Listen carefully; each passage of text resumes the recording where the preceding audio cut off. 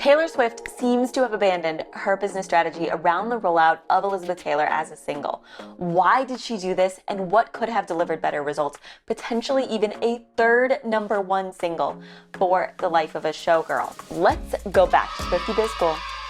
Hi, my name is Amanda. I recently graduated with honors with my MBA from one of our top-ranked biz schools, so I'm going to use that education to break down all of Taylor Swift's business strategy right here. Today, the Elizabeth Taylor rollout. First, we'll take a look at what we did see from the rollout before it was abandoned. Then we'll take a look at what could have delivered better results. It's what I was originally predicting. That video was not able to make it to air before this rollout was abandoned because I was leaving for an overseas trip, which is where we are filming this update because it is too fascinating to avoid. And then third, we're going to take a look at why it was abandoned.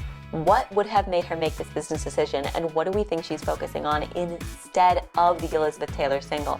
I'm expecting her to use the same three-pronged strategy of streams, remixes, and physical products, but with a different mix in here. Taylor began this campaign in earnest by attending the iHeart Music Awards last week and putting several Easter eggs for Elizabeth Taylor in her outfit. So if you'd like to see those and make sure you caught them all, take a look at my channel. Then, of course, Tuesday of this week, she surprise drops the Elizabeth Taylor music video and adds the So Glamorous cabaret version to Spotify. And this is her biggest move in terms of streams thus far. Once again, she drops the music video only for premium streaming on Spotify and Apple because that leads to the most points for the Billboard charts since YouTube's tussle with Billboard when they decided to stop reporting.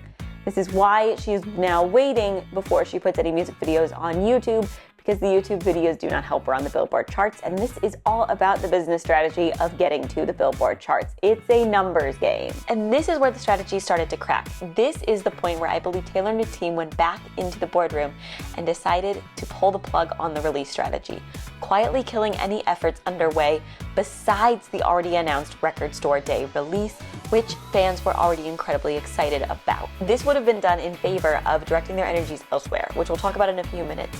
But first, what would have made a huge difference in Elizabeth Taylor's standings on the charts? The streaming and radio play side of things was never going to be enough to really push it up the chart. If she had wanted Elizabeth Taylor to peak in the top 10, potentially hitting #1, she would have had to rely the most on remixes and merch. And this is where the streaming side gets interesting because it is a numbers game.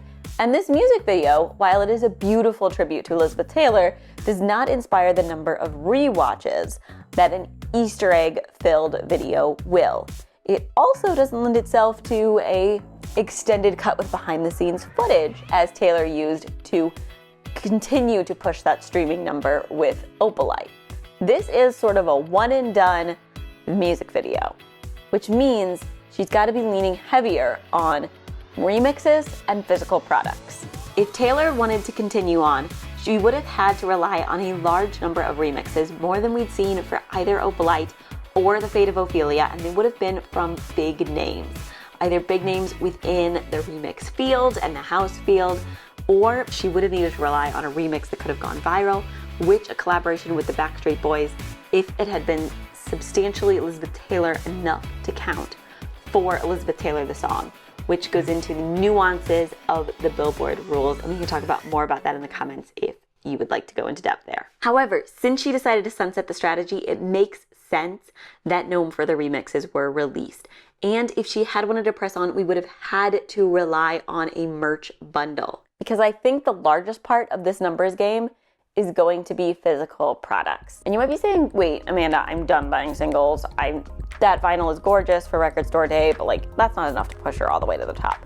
No, it's not. But the Billboard rules do still allow bundling of a CD with merch. I think she's going to offer up a limited edition piece of Elizabeth Taylor merch, maybe even 2 variations with a Elizabeth Taylor CD single. And she's going to have it ready to ship in that same week of Record Store Day.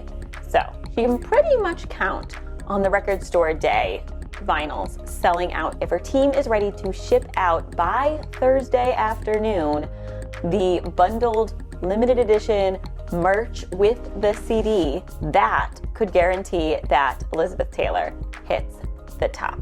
She's got to make it good merch that everybody's going to want, but if she bundles merch with the CD, which I think is very likely for this one because she's already played the remix game and the music video game is not as strong for repeated streams as the previous two music videos, she's gonna have to lean on merch if she wants to make it all the way to #1.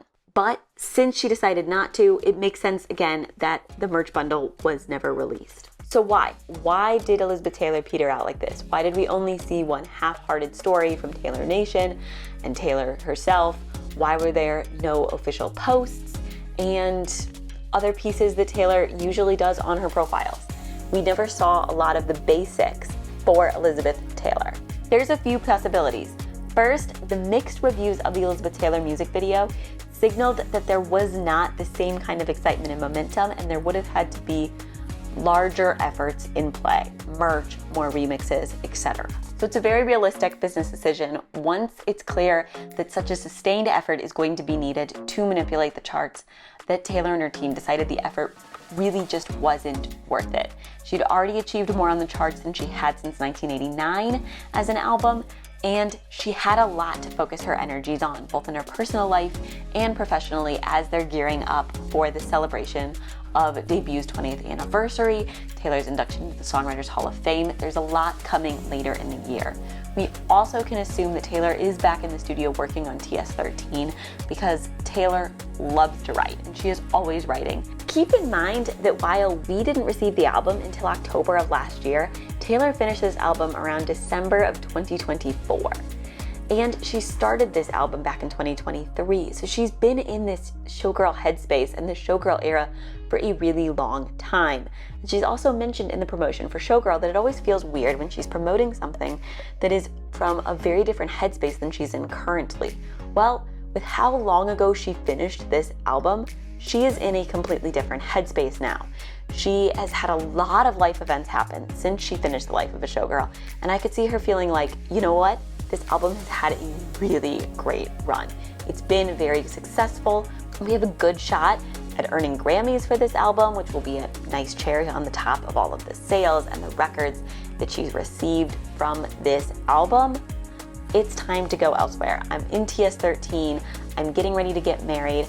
I'm in a totally different place, and I don't feel like putting all of that effort for a song that isn't doing well on the charts right now. Where it debuted was not the strongest placement, and then it started to drop almost immediately. So it was going to take a sustained effort, and Taylor and her team likely had other things to worry about. Because an important part of business is sometimes knowing when it's time to pull the plug, when something isn't working as you intended, and it's time to direct your energies to something that can be more successful. And that, I believe, is the business decision that Taylor and her team made around Elizabeth Taylor as a single. And that's what, at the end of the day, Taylor is. She's an artist, but she is also a business. And that is why it is so fun to dive into all of her business decisions. If you love looking into Taylor's business decisions and going on a deep dive into Taylor Swift, the business, Taylor Nation, then please come along with me. Please give this a like and a subscribe. It would mean the world to me if you would subscribe and come along on this journey with me. I talk about the intersection of Taylor Swift and business, as well as the intersection of Taylor Swift and books.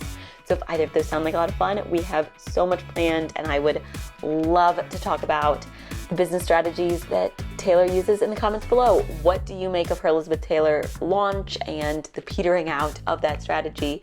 Let me know your thoughts in the comments below. I will respond to every single comment, and I look forward to seeing you soon. Bye!